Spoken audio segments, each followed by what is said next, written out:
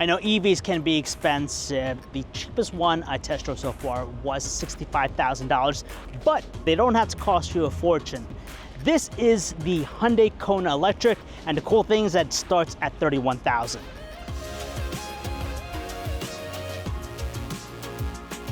So this one is the limited version of the Kona Electric. The difference is price, of course. This one, roughly realistically, you could get it for around $42,000. The base model, which is the SE trim, that's $31,000. The other difference too is, of course, the power of the engine. So this one has a stronger 150 kilowatt engine versus 99 kilowatt hours. And basically, this one will get me 265 miles of range versus 200 for the other one, which is very low for an EV. I'd say most EVs nowadays would probably get around 300. There are a few exceptions that will get you closer to the 400 mile range, but they're rare. And some of the other differences between the limited version I'm driving and the standard is that you have a power sunroof here, power liftgate. You have also this leather-like material for the interior versus just standard cloth for the SE. You have also AC vents in the second row, which is great for, your passengers. You also have Bose premium sound, better sound system there.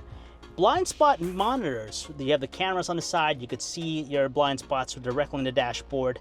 And you also have the parking assistance. So all the cameras, all the sensors will help guide you as far as parking goes. Oh, there we go. Charge power immediately. Power limited. Your destination is on the left.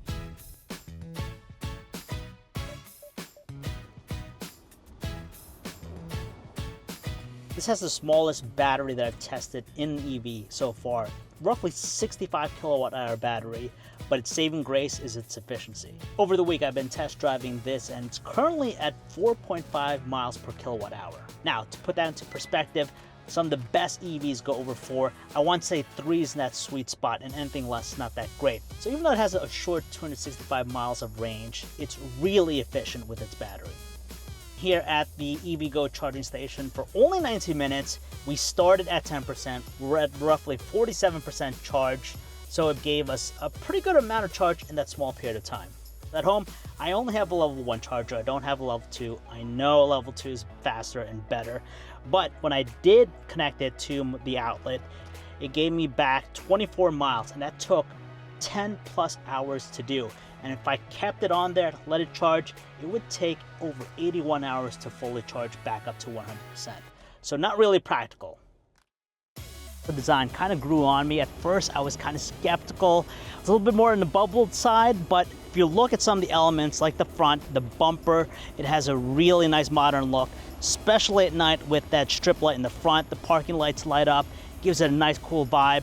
It has almost this mint color, a little bit lighter, not too bright. It's a little bit on the smaller side too, so if you're driving, you don't want something too big to drive around in, it's perfect. And I love the angle cutouts. You can see how round it is in the front, also in the back, and just these small details that give it a distinctive look on the road. It's been nearly a week since I first got the Kona Electric, and it drives smooth for the most part. It's, yes, kind of underpowered versus some other EVs I've tested, like the Lucid Air Pure, which if you haven't watched the video, check that out on the channel. But the reason for that is, of course, it's all about efficiency. There is this drive mode right here. You adjust the button, you could switch between eco mode, normal mode, and if you want the best responsiveness, the most power, then you want to drive it in sporty mode. You get a little bit more power, obviously. You get that jolt, but it's just not as powerful. You have the blindside monitors, so when you're turning lanes, instead of looking to your side mirrors for your blind spots, you could rely on the blindside mirror cameras. It gives you a preview window, tell you if the lane's open. I've seen them mostly in higher end EVs, luxury vehicles as well, and that's something I typically don't see in these affordable EVs. I'm also kind of surprised about smart cruise control. Yes, I've seen it in all the other EVs I've tested, but not something this cheap. I'm just basically guiding the car. It has a set speed and also using all the sensors so it knows what's around it. It senses what's in front of me, what's on the side, and it will maintain that speed. It's also intelligent enough to apply the brakes if I'm getting too close to a vehicle in front of me, and it'll also start accelerating once it starts moving away. The standard model also has smart cruise control, so you're getting the same experience but at a lower cost. Having the Kona Electric for a week has been enjoyable. It's a fun little compact size SUV. Good amount of features. I love the price. And for someone like myself who wants that extra utility of the trunk space and all that, I find a lot of value in that versus just a sedan. Obviously, all the other EVs I've tested were more expensive. If I had the money, I'd buy them all, but realistically, they're out of my league. That's why I like the Kona Electric. It's priced right there. For any budget, you're not gonna be spending too much on EV. You get the advantages of the efficiency and also the cost savings.